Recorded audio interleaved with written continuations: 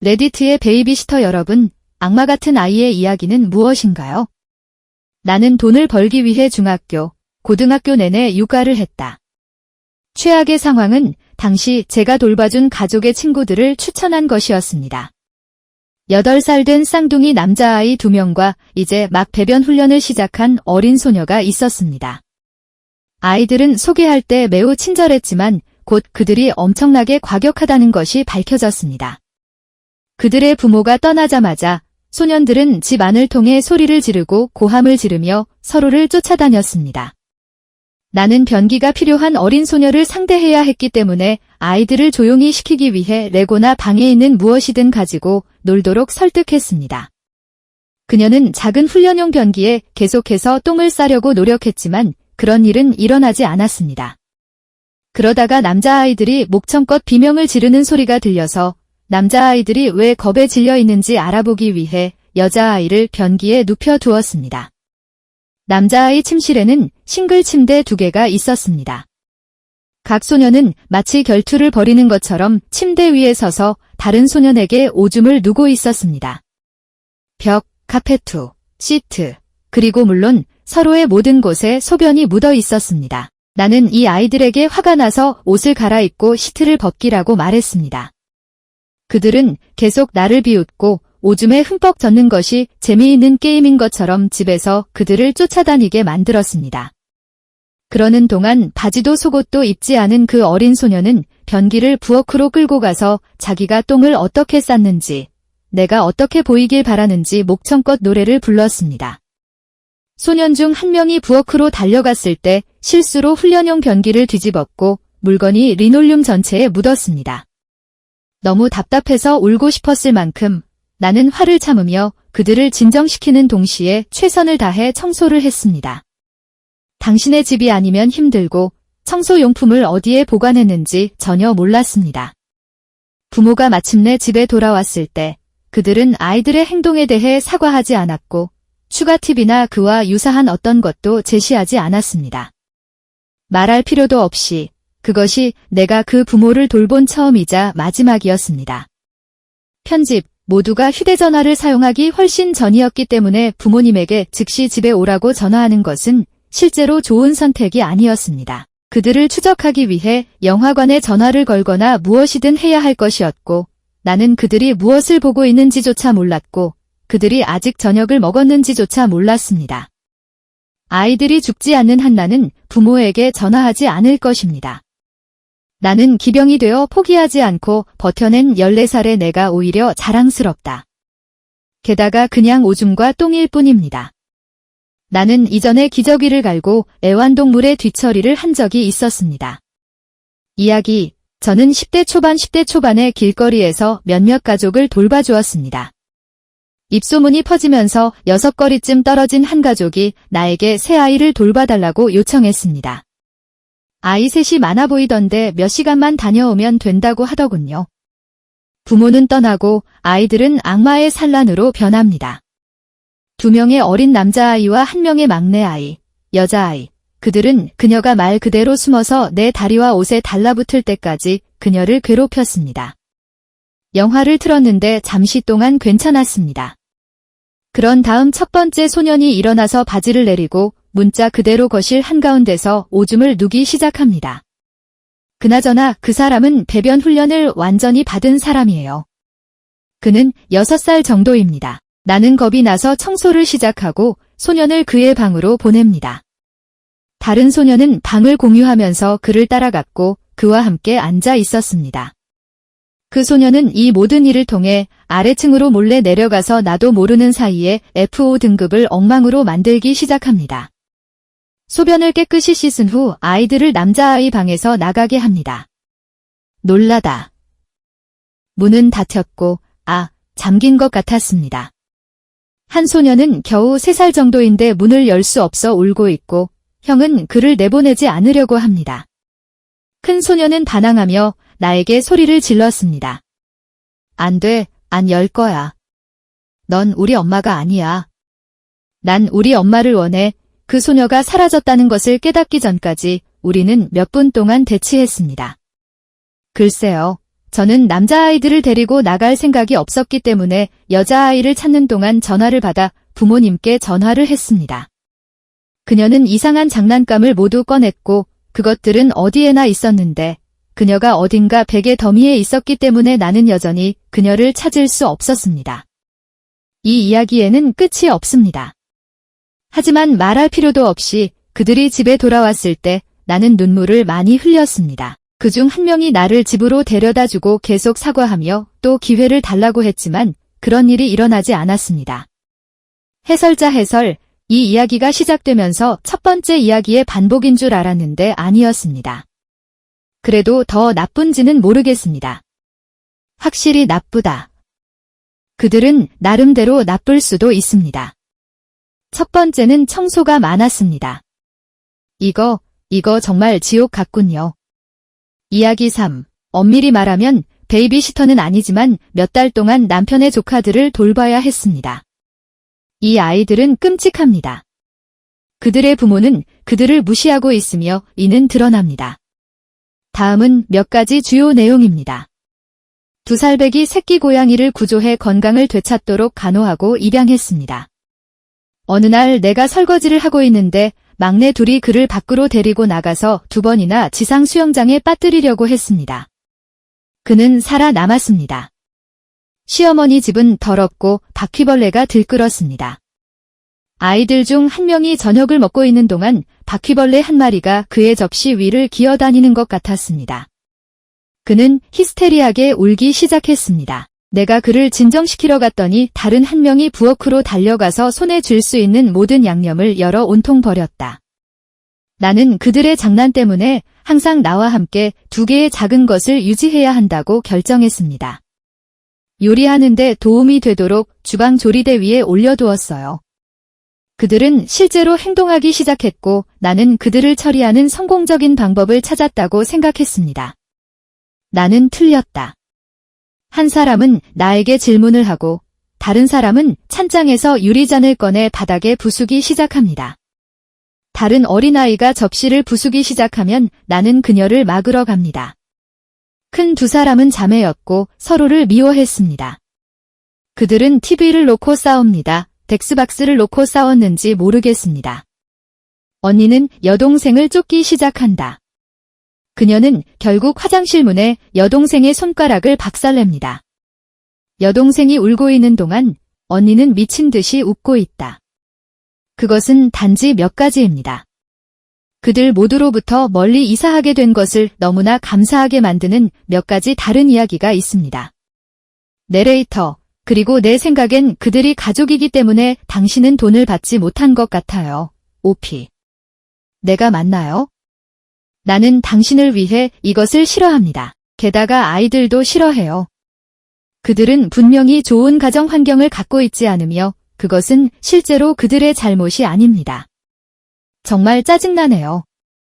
나는 당신이 그들의 삶에 적어도 오피에 긍정적인 영향을 주기를 바랍니다. 당신도 그랬던 것 같습니다. 이야기 4. 저는 풀타임 보모로 지난 5년 동안 보모로 일했지만 지난 12년 동안 보육원에 있었습니다. 주로 쌍둥이부터 4쌍둥이까지 여러 아이를 보모로 보모했습니다.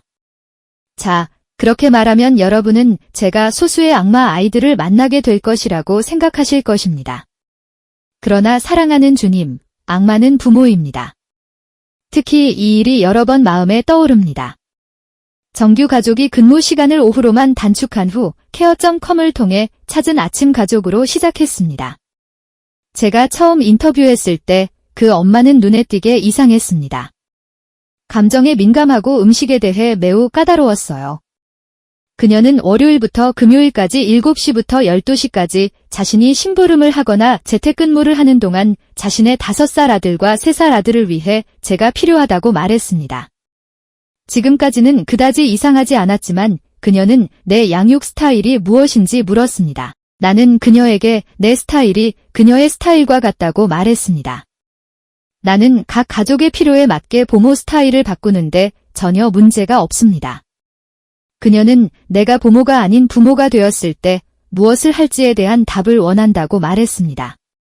나는 그녀에게 내 철학을 말했습니다. 친절하고 일관성을 유지하며 나쁜 행동에 대해서는 시간 제한을 두는 것 등 그녀는 나에게 자신의 철학을 말했습니다. 우리는 아이들에게 안 된다고 말하지 않습니다. 우리는 그들의 장난감을 빼앗지 않습니다. 우리는 타임아웃을 하지 않습니다. 우리는 때리지 않습니다. 좋아요. 마지막 항목에는 동의합니다. 하지만 적어도 그들이 집안을 어떻게 운영하는지에 대해 혼란스러웠습니다. 그녀는 모든 어린이가 자신의 감정을 저장하는 정서적 배낭을 갖고 있으며 이를 지속적으로 표현해야 한다고 믿었습니다. 그녀는 또한 두 자녀 모두 자신의 침대에서 잔다고 말했습니다. 모두 훌륭하지만 그녀의 아이들이 어떻게 행동했는지는 다음과 같습니다. 채용된 후 저는 아직 기저귀를 차고 있는 3살 배기 아이에게 기저귀를 갈아줄 수 있도록 눕혀달라고 부탁했습니다. 그가 거절했기 때문에 나는 그를 데려다가 눕혀서 변화시키겠다고 경고했습니다. 그리고 그는 비명을 지르며 울면서 어머니에게 달려갔습니다. 나는 그녀에게 그가 왜 울고 있는지 말했고 그녀는 이렇게 말했습니다. 오피가 당신을 화나게 한 일이 있었나요? 아, 그냥 울어보세요. 내가 안아줄게요. 그러다가 그가 화를 낸 후 그녀는 내가 그 모든 큰 감정을 표현해줘서 정말 자랑스럽다고 말했습니다. 아니요. 귀하의 자녀는 엉덩이 기저귀를 갈아주는 것을 원하지 않기 때문에 짜증을 냈습니다. 그에게는 칭찬이 필요하지 않았습니다. 5살짜리 아이는 매우 독립적이고 똑똑하며 OCD가 강했습니다. 어느 순간 그의 형과 나는 색칠을 하고 있었습니다. 이제 그는 보통 3살짜리 아이들처럼 낙서를 하고 있었습니다. 그의 형이 들어와서 형을 조롱하고 그가 모든 일을 잘못하고 있다고 말하기 시작했습니다. 나는 형에게 내 형은 창의력을 발휘하려고 하는구나. 비난보다는 격려하자고 말했다. 5세 아이는 엄마가 옷을 입으라고 해서 화를 냈습니다. 그는 다가와 비명을 지르며 그녀의 얼굴을 때렸고 그녀는 그를 그냥 두었습니다. 그녀는 그의 큰 감정을 표현한 것에 대해 계속 그를 칭찬했습니다. 그는 여전히 그녀를 때리고 있기 때문에 그녀는 그를 샤워실로 데려가 물을 틀고 두 사람 모두 옷을 완전히 입은 채 그를 진정시키려고 노력합니다. 그래서 그 사건 외에는 아이에게 아무것도 하게 할 수 없습니다. 특히 엄마가 곁에 있는 경우에는 더욱 그렇습니다. 몇 주 후에 그녀는 나에게 더 많은 규칙과 기대치를 소개했습니다. 그녀는 내가 그들과 일정을 잡기를 원했고 내가 홈스쿨링을 하길 원했습니다. 물론 별거 아니지만 내가 그들에게 무엇이든 할 시간이라고 말할 때마다 그녀는 급습하여 대신 놀아도 된다고 말했습니다. 마치 아이들이 아침에 일어나서 내가 양치를 하라고 했더니 놀고 싶다고 했더니 엄마가 그렇게 생각하는지 물어보며 협상을 하더군요. 나나 어머니가 해야 할 시간이라고 말한 것이 무엇이든 아이가 그 말을 할 필요가 없다고 느끼는 한 그렇게 할 필요가 없었습니다. 어느 순간 엄마와 나도 아이들을 도서관에 데리고 갔습니다. 나는 그녀에게 다른 직장에 가야 하기 때문에 곧 끝내야 한다고 말했습니다. 우리는 차에 탔고 5살짜리 아이가 타고 싶지 않았기 때문에 아이가 차에 타고 싶다고 느끼기 전에 25분 동안 밖에 서 있도록 했고 그 결과 저는 다음 직장에 지각하게 되었습니다. 그녀는 음식에 대해서도 정말 이상했습니다. 그녀는 유기농 식품을 종교로 합법적으로 취급하는 사람들 중 한 명이었습니다. 그녀의 말, 그녀는 음식에 대한 숫자 체계를 가지고 있었습니다. 1부터 5까지. 불완전하게 건강하다고 1위로 나열된 유일한 것은 치에너라는 비타민이었습니다. 과일과 채소도 2위, 샐러드와 건강식품은 3위, 빵은 4위, 달콤한 음식은 5위로 분류됐다. 문제는 그녀가 2위 이상의 것은 건강에 해로운 것으로 분류했기 때문에 이 아이들은 간단한 샐러드나 평범한 것은 모두 자신에게 좋지 않다고 생각하여 그것을 먹지 않았다는 것입니다. 그리고 그들이 단 것을 먹을 때마다 그녀가 그들에게 모든 것을 빼앗겼기 때문에 그들은 더 많은 것을 원해서 미칠 지경이었습니다. 그 때문에 그들은 하루 종일 짜증을 낼 것입니다. 마지막 메모는 그녀가 침실의 전자제품은 물론 알람 시계도 허용하지 않았다는 것입니다. 그래서 이것은 추운 날씨에 매일 초인종을 계속해서 기다려야 했고 때로는 그들이 문에 응답하기까지 최대 45분까지 기다려야 한다는 것을 의미했습니다. 말할 것도 없이 나는 2개월 만에 그만뒀다. 정말 말도 안 되는 일이었습니다. 마지막에 그녀는 나에게 자신의 가족과 아이들을 검토해달라고 요청했습니다. 그녀는 나에게 장점과 단점을 물었다. 내가 나열한 유일한 장점은 아이들이 아주 좋은 어휘력을 가지고 있다는 것뿐이라는 말을 듣고 그녀는 매우 충격을 받았습니다. 내가 찾아본 비타민. 나는 아직도 그것을 어떻게 말해야 할지 모르겠습니다. 제 생각에는 오피가 그것을 잘못 쓴 것 같습니다. 구글이 그것을 치에너로 자동 수정했기 때문입니다. 채너, 모르겠어요. 나는 최선을 다했다. 여러분 중 한 분이 그것이 무엇인지 아시고 댓글에 달아주실 것이라고 확신합니다. 하지만 저에게는 읽어야 할 이야기가 더 많기 때문에 계속 진행하겠습니다. 이야기 5, 악몽은 아니지만 이상한 밤이었습니다. 나는 대학교 4학년이었고 케어.com에서 가끔씩 타가 서비스를 받았습니다. 가족들도 잘 지내요. 마을에 엄청나게 좋은 지역에 멋진 사람들이 있고 아이들은 8살과 12살입니다. 그래서 저는 단지 누구도 멋진 집을 불태워 버리는 일이 없도록 확인하기 위해 그곳에 있을 뿐입니다. 그렇게 말하면 우리가 아담이라고 부를 어린아이는 확실히 스펙트럼에 있었습니다. 어느 날 밤 집으로 가는데 부모님이 아담을 부르셨어요. 나는 그 사람이 단정한 흰색 옷을 입고 잠을 잤다는 것을 알았고 그는 완전히 겁에 질려 있는 것 같았습니다. 부모님은 그에게 무슨 일이 있었는지 말해달라고 부탁합니다. 그가 너무 일관되지 않아서 나에게 말할 수 없게 되자 그들은 마침내 그가 48시간 전에 편도선을 제거했다는 사실을 무심코 털어놓았습니다. 아, 그래요. 좋습니다. 알려주셔서 감사합니다. 하지만 이것이 제가 다루고 있는 문제인 것 같습니다. 어쨌든 애덤은 다시 잠자리에 들었고 그 작은 남자가 진통제를 엄청나게 복용했기 때문에 앞으로 5시간 동안 그에게서 아무 말도 듣지 못했습니다. 그 사람에 대해 몇 번 확인해봤는데 우린 괜찮습니다. 무엇이든. 지금은 밤 10시나 11시쯤인데 그가 계단을 내려오는 소리가 들립니다. 그는 봉제 인형 바우저를 안고 있습니다. 이봐, 친구, 기분은 어때? 아담은 아무 말도 하지 않습니다. 뭐 하는 거야, 아담? 그는 조용히 부엌으로 걸어간다. 아담, 뭐 좀 먹고 싶었어. 그는 말없이 냉동실을 엽니다. 내가 당신을 도와주도록 하면 어떨까요? 아담, 상기시켜드리자면 이 아이는 속옷만 입고 인형을 안고 있을 뿐입니다. 그는 마침내 내 존재를 인정하고 내 눈을 똑바로 바라보며 BS 배고파요 라고 양치질합니다. 아직도 그것에 대해 생각하면 나를 깨뜨린다. 왜 그것이 아담의 목소리인지 모르겠습니다. 그냥 그런 식으로 나왔어요. 그 목소리에 대한 모든 영감은 가오겔드라는 단어에서 나온 것 같습니다. 나는 그가 스펙트럼에 있는 것과 전혀 관련이 없다고 약속합니다. 그건 고려하지 않았습니다. 맹세합니다. 이야기 6. 나는 한 가족의 2 아들을 돌보곤 했는데 그들의 부모는 몇 주에 한 번씩 혼자 시간을 보내기 위해 밖에 나갔습니다.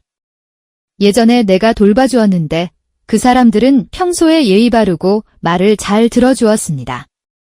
이 가족은 고양이 몇 마리를 키웠고 싱크대, 책장, 찬장 등 온갖 이상한 장소에 기어오르곤 했습니다. 글쎄, 오늘 밤에는 건조기 문을 열어두었던 것 같은데 아이들 중 한 명이 아래층으로 내려갔을 때 보라키 장비를 가지러 고양이 문을 닫고 건조기를 돌린 것 같아요. 나는 이 시점에서 이미 밖에서 기다리고 있었기 때문에 우리가 안으로 돌아올 때까지 이에 대해 아무것도 듣지 못했고 건조기가 켜져 있다는 것을 알았습니다. 아이들에게 왜 켜졌냐고 물었더니 엄마가 빨래를 하고 있다고 하더군요. 부모님이 떠나실 때는 꺼져 있다는 사실을 알고 있었기 때문에 조사하러 갔을 때 완전히 타서 프레첼처럼 꼬인 고양이가 보였습니다. 나는 아이들에게 무슨 일이 일어났는지 말했고 그들의 아이는 정신병자이며 분명히 제정신이 아니기 때문에 지금 도움이 필요하다고 말했습니다. 다시는 누구의 아이도 돌보지 마세요. 부모는 충격을 받았습니다. 그들은 나를 비난하거나 화를 내지 않았고 단지 그들의 아이들 중 하나가 그렇게 고양이를 죽였다는 사실에 충격을 받았습니다. 아직도 그 사람을 생각하면 불편해요. 해설자, 그것은 분명히 조기 경고 신호입니다. 그 아이가 조금이나마 도움을 받고 사랑과 연민으로 대우받고 공감하고 좋은 인간으로 성장할 수 있었으면 좋겠습니다. 행동에 관한 문제지만 누군가가 엉망으로 자라는 것을 원하지 않기 때문에 최선을 다하길 바랍니다. 정말 누가 그러겠어요. 이야기 7. 저는 학년 내내 그리고 고등학교 시절 여름에도 여러 날 동안 두 아이를 돌보았습니다. 나는 학교에 없을 때 거의 9시부터 5시까지 보모였습니다. 나는 그 아이들을 정말 사랑했습니다. 처음으로 하루 종일 아이들을 돌봤을 때 그것이 지옥에 갔던 것을 생각하면 놀라운 일입니다. 큰 형님은 사촌 동생이었고 동생은 어린 소녀였습니다. 이 시점에서 아마도 7분의 6과 4분의 3이었을 것입니다. 전에도 한두 번은 아이를 돌봤지만 하루 종일 돌본 적은 없었습니다. 무엇이 시작된 것인지는 모르겠지만 아이들이 싸우기 시작했습니다. 내가 말을 끊기도 전에 그 어린 소녀는 오빠에게 무겁고 뾰족한 금속 장난감 비행기를 던졌습니다. 그것은 그의 눈 한구석에 정확히 맞았고 그의 실제 눈알도 거의 놓치지 않았습니다. 그는 모든 곳에서 피를 흘리기 시작합니다. 그의 옷 전체, 그의 여동생이 들고 다니던 값비싼 디즈니 스토어 곰돌이 푸 담요 전체, 새하얀 카페2 전체에 말이죠. 그는 겁에 질려 울기 시작하며 자신이 죽어가고 있는지 묻습니다. 하드코어 겁에 질린 아이가 흐느껴 울어요. 나는 서둘러 그를 화장실로 안내하고 찬 수건을 꺼낸다. 나는 내가 무엇을 다루고 있는지 확인하기 위해 그의 얼굴에서 손을 떼어냈고 결국 피를 닦아내고 아주 작은 상처임을 확인했습니다. 나는 그에게 차가운 수건을 눈에 갖다 대게 하고 그를 진정시키려고 노력합니다. 출혈이 멈춥니다. 나는 그에게 새 잠옷을 입히고 그가 지친 이후로 몇 분 동안 누워있도록 그를 침대로 보냅니다. 그때 나는 약 10에서 15분 동안 그의 여동생을 보지 못했다는 것을 깨달았습니다. 나는 피를 흘리며 겁에 질린 아이와 함께 곁길로 가버렸고 이제 범인이 어디에 있는지 전혀 알 수 없습니다. 나는 집 안을 뛰어다니며 모든 문과 자물쇠를 확인합니다. 여전히 잠겨 있으므로 적어도 그녀가 아직 안에 있다는 것은 알 수 있습니다. 나는 눈물을 참으며 집 안을 돌아다니며 그녀의 이름을 외치며 그녀를 찾으려고 노력하고 있습니다.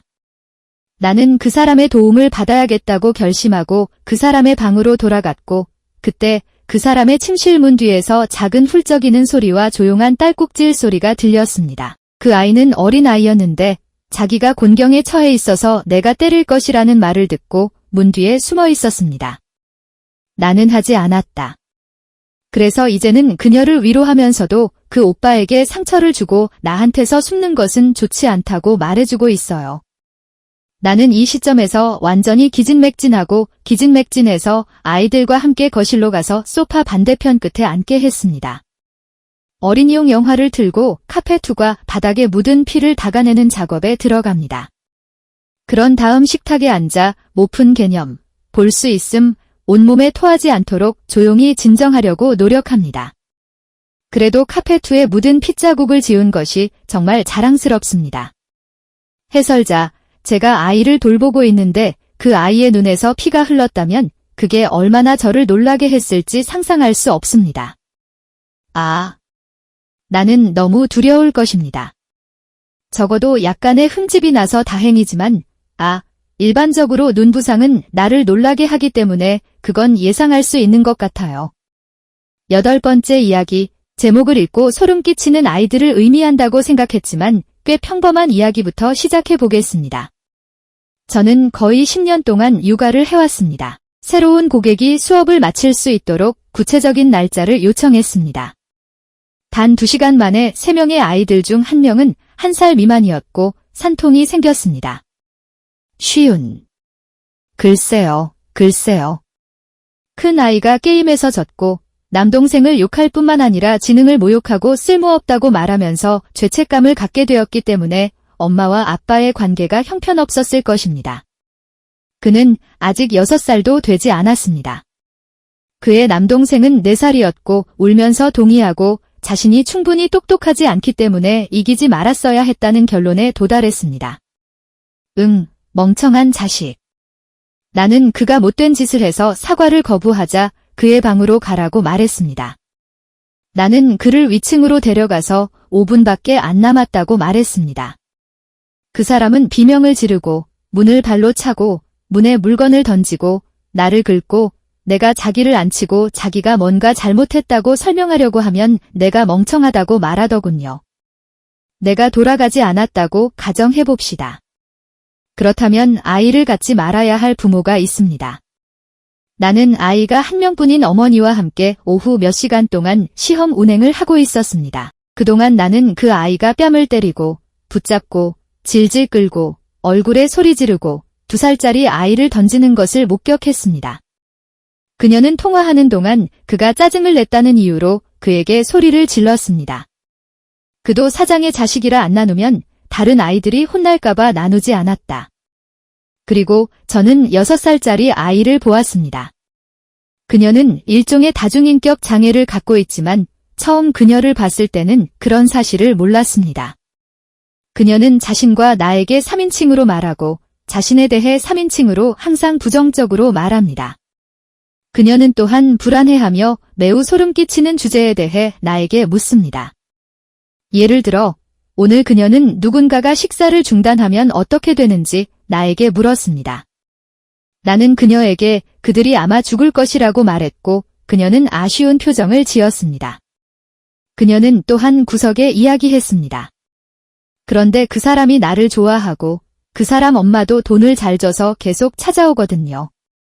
내레이터, OP, 마지막 부분이나 마지막 아이에 대한 모든 것 때문에 외면당하지 않아서 다행입니다. 제 말은 이런 종류의 상태를 가진 아이들은 아직 아이들이고 지켜보고 보살펴야 하고 사랑했다. 그들에게 그것을 제공하는 것은 여전히 그들이 필요로 하는 것이고 당신은 여기서 진정으로 가치 있는 서비스를 하고 있습니다. 정말 훌륭한 일입니다. OP. 나머지 2명은 저 사람들은 의심스러운 부모들이군요. 2번째는 확실히 더 노골적이지만 첫 번째는 아이가 너는 똑똑하지 않아서 쓸모없어 라고 말하는 것입니다. 이는 부모의 끔찍한 행동을 나타냅니다. 내 생각엔 OP가 부모가 좋은 관계를 갖고 있지 않다고 말했을 때 정석에 맞았던 것 같아요. 이 아이들이 역경을 이겨내고 아무 일도 일어나지 않기를 바랍니다. 이야기 9. 제가 13살이었을 때 저는 길 건너편에 있는 2명의 어린 소년을 돌보고 있었습니다. 당시 그들은 5세, 제임스와 3세, 기반 정도였습니다. 내가 그곳에 도착했을 때 어머니는 이반이 최근에 배변 훈련을 받았지만 그는 다소 사적인 성격을 갖고 있어서 자기 일을 스스로 하고 싶어 하므로 내가 그를 허락해야 한다고 말했습니다. 글쎄, 모든 일이 잘 진행되는 것 같았습니다. 우리는 척 노리스 텍사스 레인저를 보기 시작했고 곧 이반, 지반, 이 화장실에 간다고 말했습니다. 그래서 그는 떠나고 우리는 척을 계속 지켜봅니다. 5분이 지나고 10분이 지나요. 가서 문을 두드리는데 아무 소리도 나지 않고 잠겨 있어요. 엄청난. 나는 그에게 문을 열어달라고 소리쳤고 그는 안 된다고 말했습니다. 글쎄, 적어도 나는 그 사람이 괜찮다는 걸 알아요. 나는 문을 두드리며 문을 열어달라고 간청했습니다. 결국 나는 그에게 말하지 않으면 그 사람이 거기에 갇혔고 불순종했다고 아버지에게 말할 것이고 그의 아버지는 그를 혼낼 것이라고 말할 것입니다. 1980년대 시골 지역, 우리 모두는 엉덩이를 맞았습니다. 하지만 나는 그들에게 말하지 않을 것입니다. 그것은 공허한 위협이었다. 글쎄, 그가 문을 열자 그와 욕실 전체가 쓰레기로 뒤덮였습니다. 그는 바닥 중앙에 사람 크기의 거대한 쓰레기를 가져다가 그 안에 앉아서 굴리고 욕실 전체를 그것으로 칠했습니다. 그것은 내 인생에서 그 시점에서 본 것 중 가장 역겨운 일이었습니다. 그의 머리카락에는 쓰레기가 있었습니다. 그런 다음 그는 내 눈을 바라보며 내 엉덩이에 키스해라고 말합니다. 그 당시에는 휴대폰이 없었기 때문에 엄마가 와서 청소를 도와야 했어요. 부모님은 나에게 3배의 돈을 주셨고 내가 떠나자마자 그 불쌍한 아이는 벨트를 얻었습니다. 샤워 커튼과 다른 몇 군데에 똥이 있었기 때문에 무슨 일이 일어났는지 숨길 수 없었습니다. 우리는 한두 시간 안에 어떻게 청소해야 할지 몰랐습니다. 네, 제가 다시 아이를 돌봤고 그 아이는 다시는 그렇게 나쁜 짓을 하지 않았습니다. 하지만 그 아이는 항상 매우 거칠고 감정적인 아이였습니다. 해설자, 아이에 대한 체벌이 심리학적으로 효과가 없다는 것이 입증됐다고 말씀드리려고 여기 갑자기 들어왔습니다. 그냥 말하는 거야? 이야기 10. 제가 16살이었을 때 3명의 아들이 있는 가족을 위한 아기 돌보기.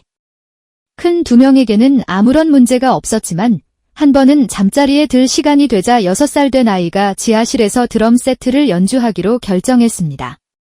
나는 그에게 드럼 스틱을 치우고 위층으로 올라오도록 설득하려고 했습니다. 내가 자신을 방어하려고 할 때 그가 내 팔 전체를 세게 때릴 것이라는 신호를 보냅니다. 연필보다 조금 더 큰 것이 아프다고 생각하지 않겠지만 맙서사 그것은 고통스러웠습니다. 나는 울고 있었고 내가 드럼 스틱 중 하나를 가져왔을 때 그가 내 손가락 2개 이상이 부러졌다고 확신했습니다.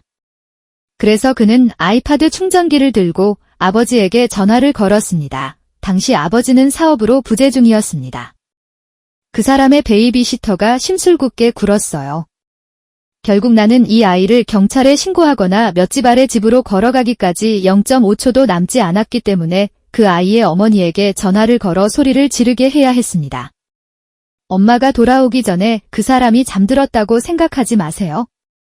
그리고 제가 몇 주 동안 글을 쓸 수 없는 것을 보상하기 위해 추가 급여도 받지 못했다고 생각하지 마세요. 이야기 11. 제가 고등학생이었을 때 이제 막 아기 돌보기를 시작했는데 그때도 대부분의 주 동안 꽤 바빴기 때문에 그다지 많지 않았습니다.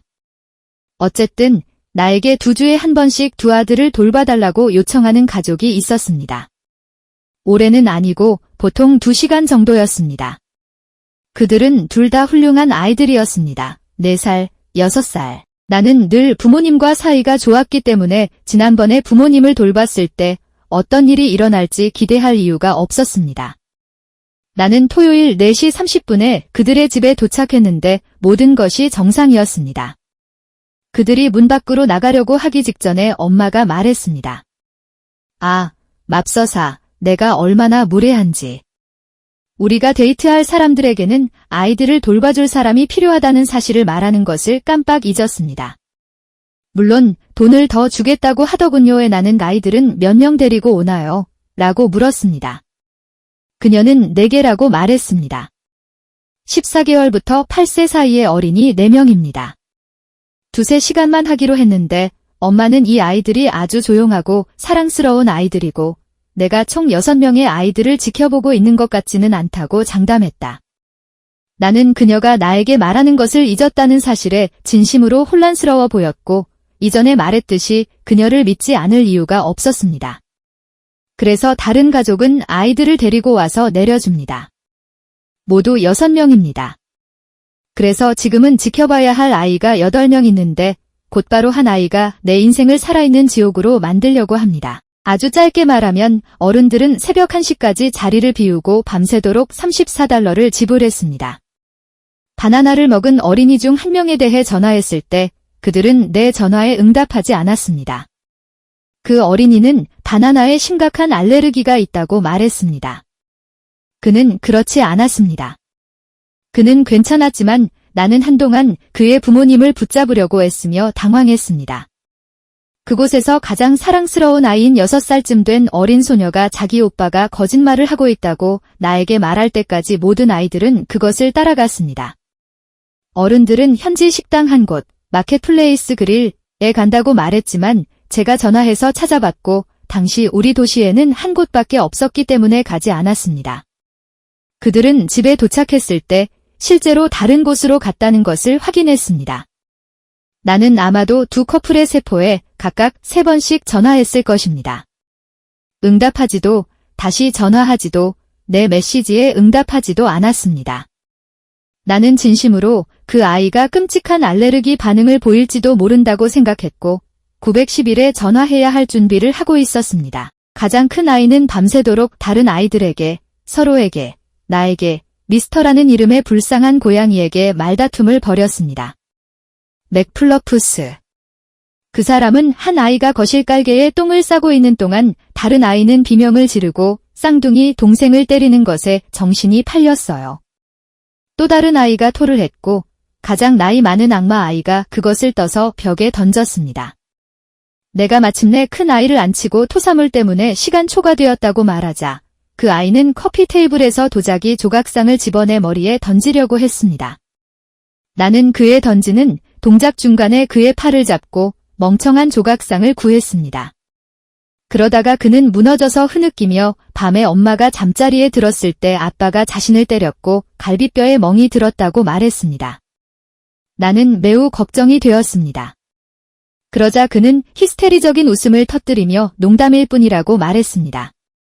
그 사람은 단지 내 멍청한 얼굴의 표정을 보고 싶었을 뿐이에요.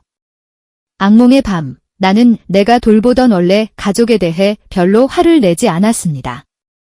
왜냐하면 그것은 확실히 그들의 잘못이 아니었기 때문입니다. 다른 가족의 아이들은 지옥이었습니다. 하지만 그녀가 나에게 말했을 때 그녀는 내가 상황이 얼마나 나쁜지에 대해 전화하고 있다는 것을 알고 나에게 $34를 주었기 때문에 의도적으로 내 전화에 응답하지 않았다고 말했습니다. 아니요. 다시는. 그런데 다른 가족은 나에게 한 푼도 주지 않았습니다. 내레이터, 이것은 놀랍게도 흔한 것 같습니다. 부모들은 육아하는 게 너무 힘들어. 아이들을 대하는 게 너무 힘들어. 우리가 해야 할 일이 다 있어? 유예가 필요할 뿐이야 라고 말합니다.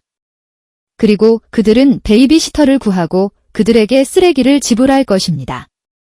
모르겠어요. 당신은 그것이 얼마나 어려운지 알고 있습니다. 당신은 그것에 대해 끊임없이 이야기하고 베이비시터에게 아무것도 지불하지 않습니다. 어서요. 아이들과의 휴식이 필요하다는 점은 이해합니다. 오해하지 마세요. 하지만 공정한 보상도 제가 믿습니다. 베이비시터 여러분, 대부분의 시간 동안 받는 급여보다 훨씬 더 열심히 일하십니다. 계속하세요. 여러분은 사회의 영웅입니다. 이야기 12. 나는 전형적인 버릇없는 외동아이인 이웃 아이를 돌보았습니다.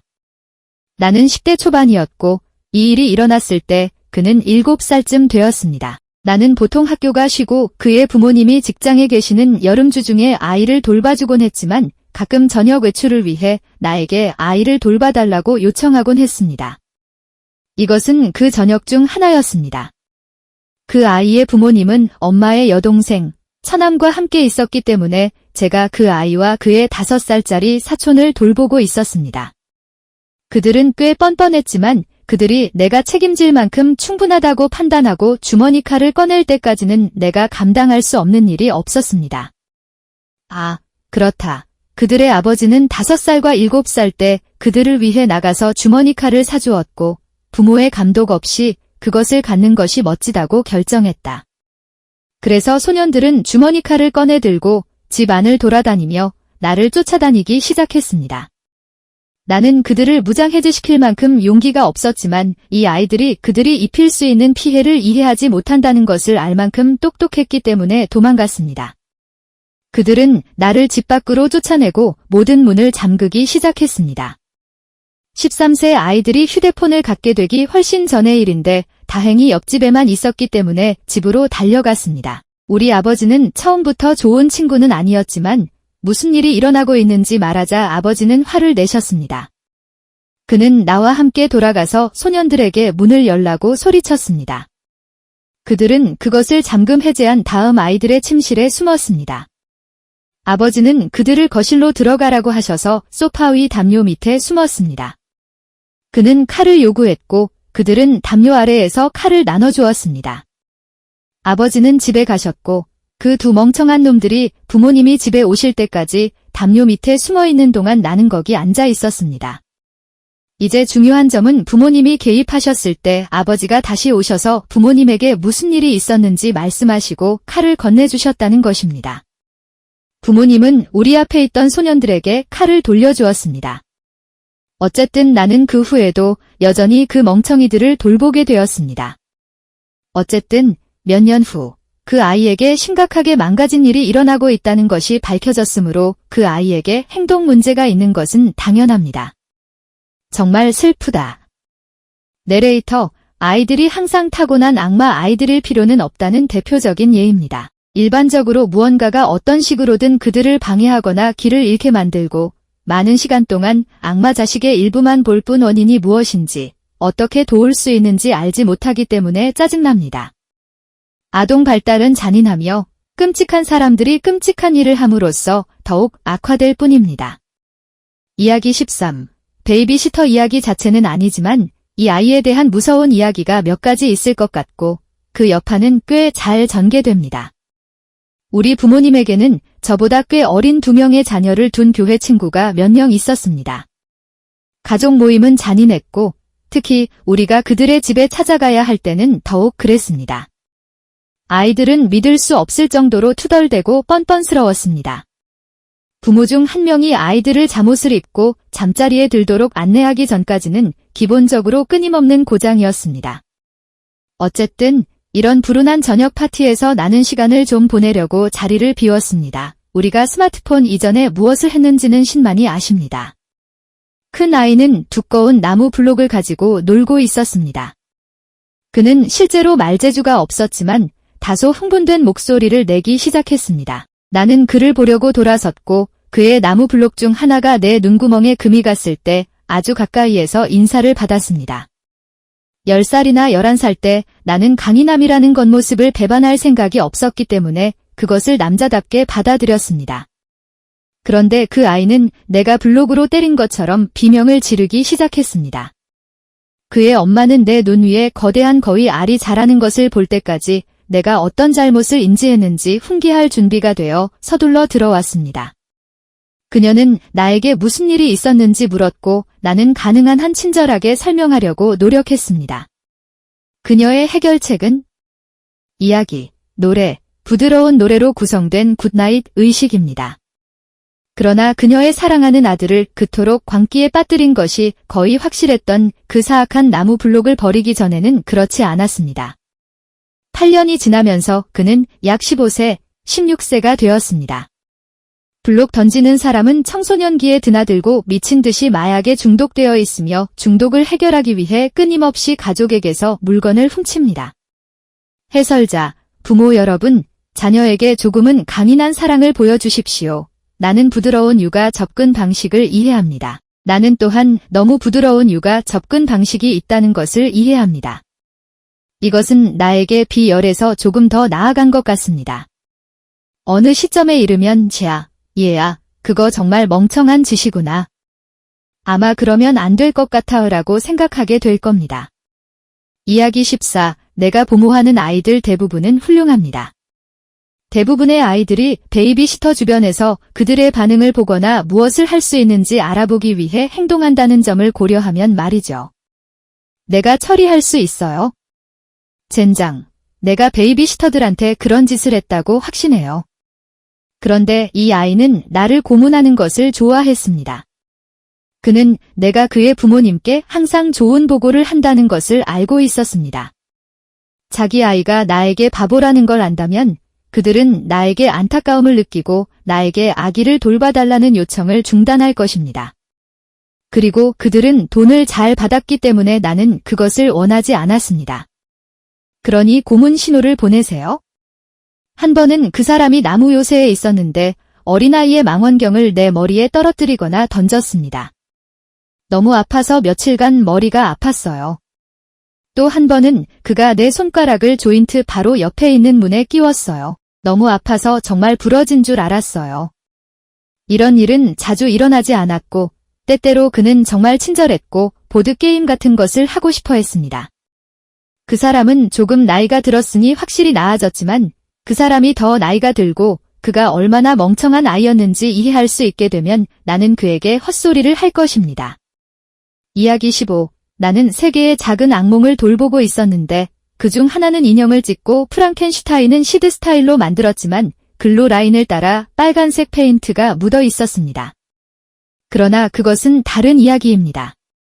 엄마는 3명의 악마 생성 자녀와 함께 저를 떠나기 전에 아이들에게 원하는 아이스크림, 사탕, 설탕을 모두 허용하지만 9시 30분쯤에는 잠자리에 들어야 한다고 말했습니다. 이 말을 듣고 엄마는 떠나자마자 식료품 저장실로 마을로 나갔습니다. 그 후 4시간 동안 그들은 진정되지 않았습니다. 그들은 물건을 깨고 있었습니다. 그들은 캐비닛 중 하나에 새끼 고양이를 가두었고 나는 불쌍한 것을 꺼내는데 30분을 보냈습니다. 냉동실에 죽은 고양이가 있었는데 꺼내서 보여줬어요. 10시쯤 막내가 쓰러지자 나는 그를 침대로 데려가서 눕혔습니다. 1명은 내려놓고 2명은 가겠습니다. 30분 후 가운데 아이는 아이패드를 들고 방에 자리를 잡고 마인크래프트를 즐기고 있었습니다. 2개는 아래로, 하나는 이동합니다. 언니는 거실에서 바비 지옥 피조물 중 하나를 만들고 있습니다. 이 사람은 8개의 매우 긴 팔다리를 갖고 있었고 얼굴은 없었습니다. 나는 그 아이가 좀 무서웠기 때문에 정말로 대면하고 싶지 않았습니다.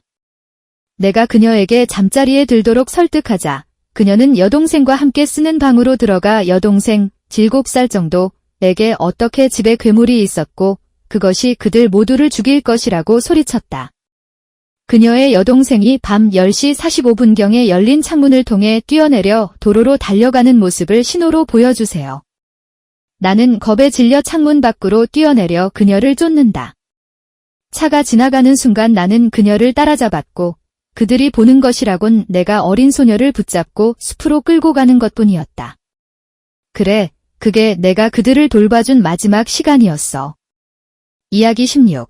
베이비시터가 아니라 캠프 상담사. 내 아이들 대부분은 사랑스러웠어요. 제겐 6살부터 16살까지의 아이들이 있었습니다. 그 아이들 중 저스틴은 12살이었지만 키는 6피트였습니다. 조금 짜증나고 때로는 언제 농담을 멈춰야 할지 몰랐지만 전반적으로 좋은 아이였습니다. 그는 어린 아이들과 정말 잘 지냈는데 그의 키가 너무 커서 가끔 좀 이상해 보이기도 했습니다. 그러나 실제로는 그에게 정신장애가 있는 여동생이 있었기 때문에 어린아이들과 잘 어울렸다는 것을 알게 되었습니다. 그런데 다른 12세 소녀 중 1명은 저스틴을 좋아하지 않았습니다. 그녀는 수다쟁이 말괄량이었습니다. 그녀의 여동생도 캠프에 있었고 저스틴 주위를 어슬렁거리고 있었습니다. 그녀는 저스틴이 자신의 여동생에게 상처를 주고 있다는 소문을 만들기 시작했고 그가 소름 끼치게 행동하여 엄마에게 그것에 대해 말했습니다. 엄마가 들어와서 다른 12살짜리 아이에 대해 소리치기 시작합니다. 왜냐하면 그녀의 소중한 딸이 자신에게 그 아이가 수용소에서 쫓겨나기를 바라는 것에 대해 이야기했기 때문입니다. 운 좋게도 우리는 이 아이를 수년간 알고 있었고 지속적으로 지켜보고 있었습니다. 우리는 상황을 지켜보겠다고 말했지만 이 소녀가 시작한 것을 알고 있다는 소문을 바탕으로 12세 소녀를 쫓아낼 수는 없었습니다. 이 소녀는 엄마가 자신을 믿었기 때문에 자신이 원하는 것을 얻을 것이라고 생각했습니다. 그녀가 몰랐던 것은 우리가 그녀 자신의 나쁜 태도를 주목했다는 것입니다. 이것이 오늘 우리가 가지고 있는 모든 이야기입니다. 우리는 모든 것을 고려하여 꽤 길들인 것으로 끝냈습니다. 매우 평범한 종류의 악입니다. 약간의 계획, 약간의 마키아벨리적, 약간의 재미. 이야기의 맥락에서 재미있다는 뜻입니다. 아직도 아이가 하기에는 엉뚱한 일입니다. 저스틴은 정말 좋은 아이인 것 같아요. 그 사람 지금 뭐 하고 있는지 궁금해요. 그 소녀는 지금 무엇을 하고 있는지도 궁금합니다. 그녀가 소문을 퍼뜨리는 일을 그만두고 단지 귀찮은 일만 하길 바랍니다. 하지만 캠프가 해야 할 방식으로 처리한 것을 자랑스럽게 생각합니다. 그래, 우리는 항상 그들을 지켜보고 있습니다. 이것이 사실이라고 생각하지 않지만 또한 상황을 모니터링할 것입니다. 왜냐하면 어쩌면 무슨 일이 일어날 수도 있고 아마 엄마를 달래기 위해 그렇게 말하는 것일 수도 있겠지만 적어도 확인하기 위해 조금 지켜봤기를 바랍니다. 다시 한번 확인해 볼 가치가 있다고 생각합니다. 여러분 중 일부는 이전에 아이를 돌본 적이 있을 것이라고 확신하며 악마 아이들에 대한 자신만의 이야기가 있다면 댓글에 남겨주세요. 일반적으로 아이들은 나를 놀라게 합니다. 나는 거짓말을 하지 않을 것입니다. 그들은 가장 비열한 일을 할 수 있으면서도 자신이 무엇을 하고 있는지조차 모르는 것 같습니다. 그리고 그것에 관한 뭔가가 나에게는 정말 끔찍합니다. 하지만 지금은 시청해주셔서 정말 감사합니다. 어디에 계시든 낮이든 밤이든 멋진 시간 보내시길 바라며 다음 영상에서 뵙겠습니다.